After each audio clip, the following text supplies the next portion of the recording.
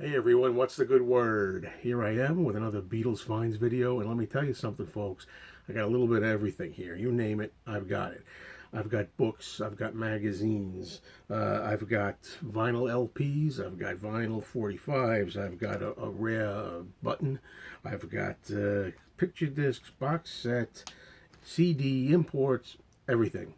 And I think I'm going to start by showing you this item, which was a gift that I received from Evan Langtot. I hope I pronounced your name right. I'm sorry if I mispronounced it. It's a Japanese version of the Beatles' second album. And this is a later press that has the lyrics sheet here. And it comes on Apple Records. Thank you very much, Evan. Greatly appreciated. Thank you for your generosity. I'd be very happy to add that to my Japanese collection. Let's stick with 45s now, okay? Here's another Japanese 45, this one being We Can Work It Out and Day Tripper on Toshiba Records. And it's got the black Odeon.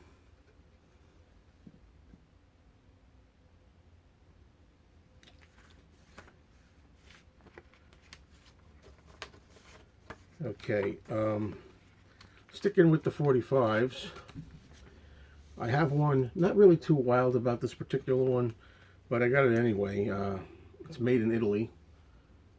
The Beatles come together and something.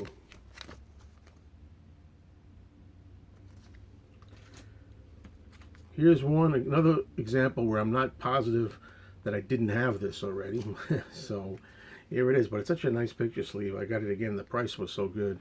Japanese sleeve, John Lennon Plastic Ono Band, Cold Turkey, and everybody's favorite on the B-side, Don't Worry Kyoko from Yoko. And we have this on a black Odeon label. Always like to give Ringo Starr a little love. Here is an import. I think this is Italian. Ringo Starr, Oh My My, and the B-side, Step Lightly, from the excellent album, Ringo's self-titled album, Ringo. And it's got the famous picture of Ringo in the star, which is always nice. When I was a kid, I remember getting the photograph single and having this. You know, this here says, I believe, made in... Yeah, it does say, it says made in Italy. I thought it was going to say something else. One of these didn't seem to match up. I'm not sure which one now. So next up has to be what I consider to be one of the most boring. This might be the one that doesn't match up. Most boring of all picture sleeves, if you can even call it that. George Harrison, Dark Horse. And the other side ain't much better. Just flip it over. But, you know, it's not just because of if it's a great side or not, picture or not, I should say. It's a matter of just having it because it's collectible. And this is a nice label there, a whitish label. This might be the one. I'm trying to find out which one of these.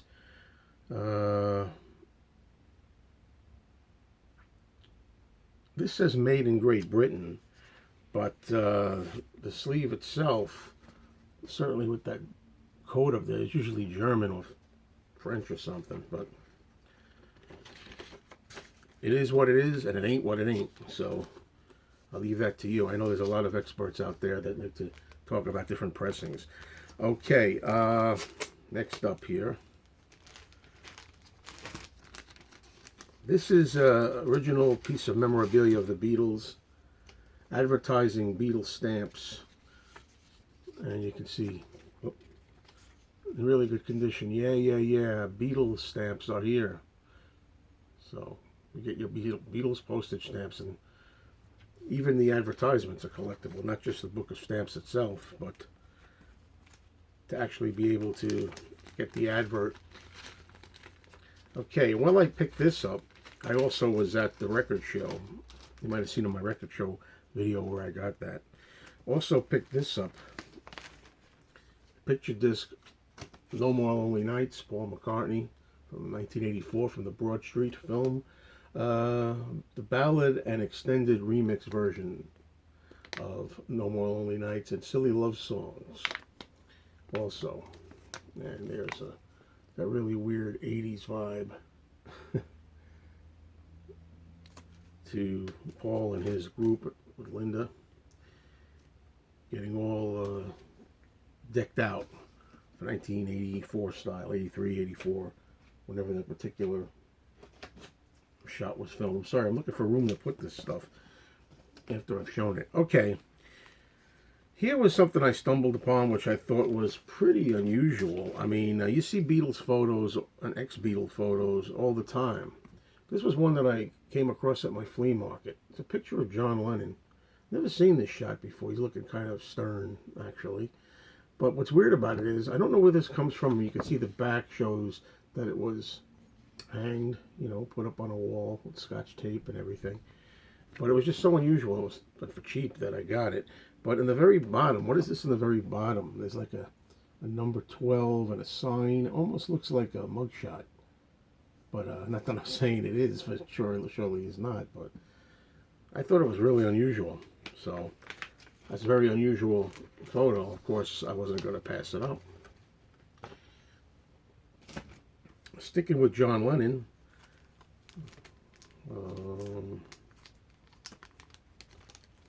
Here is, Walls and Bridges, Japanese, at the Obi just came off. I got this Japanese CD. The Obi actually slides on there.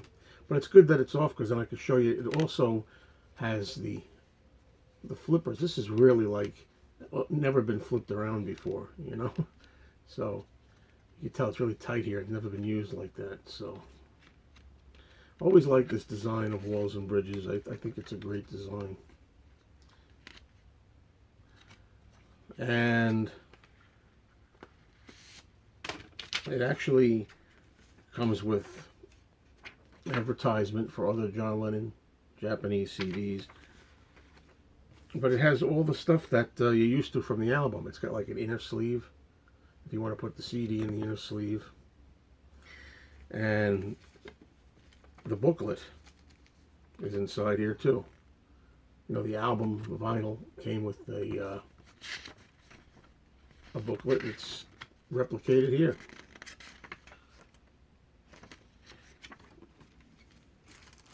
And the Apple CD. Okay. I mean, this was like $15, so thought it was a pretty good price. Picked it right up. Okay, next up, this is something that I bought back in March. I don't think I've shown it before. It's not really anything people haven't seen by now, but I went to the Spin Me Round record store in Phillipsburg, New Jersey, and I wanted to buy something, and I bought this. It's the box set, the Beatles and Esher demos. Not yet open.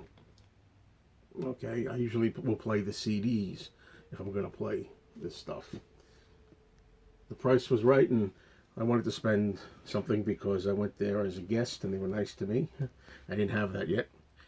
Okay, recently when I went to one of my record stores, you know, after a certain time, when you had enough punches on the punch card, you get a free item. And this was the free item that I picked. It was a reissue of Ringo's Goodnight Vienna. I don't believe this is on colored vinyl or anything. This is just regular vinyl. I haven't opened it. I probably will not open it. If it was a gatefold or something unusual, I might consider it.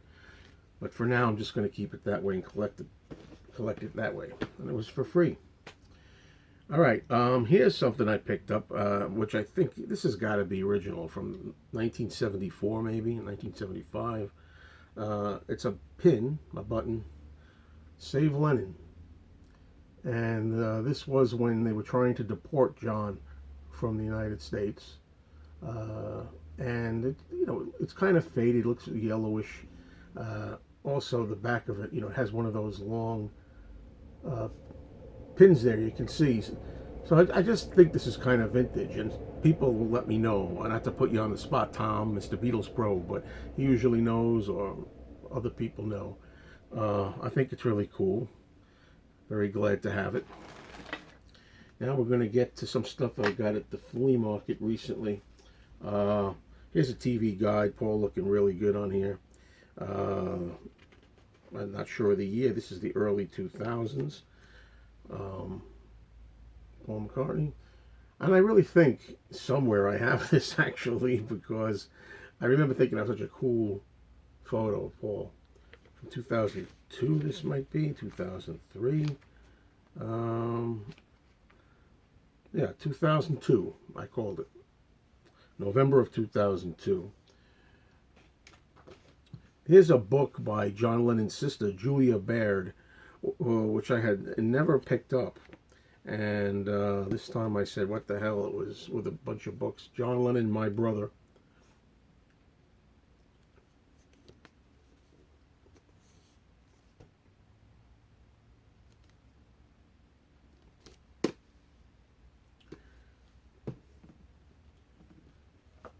Here's a book called The Book of Lennon by Bill Harry, the complete John Lennon source book. You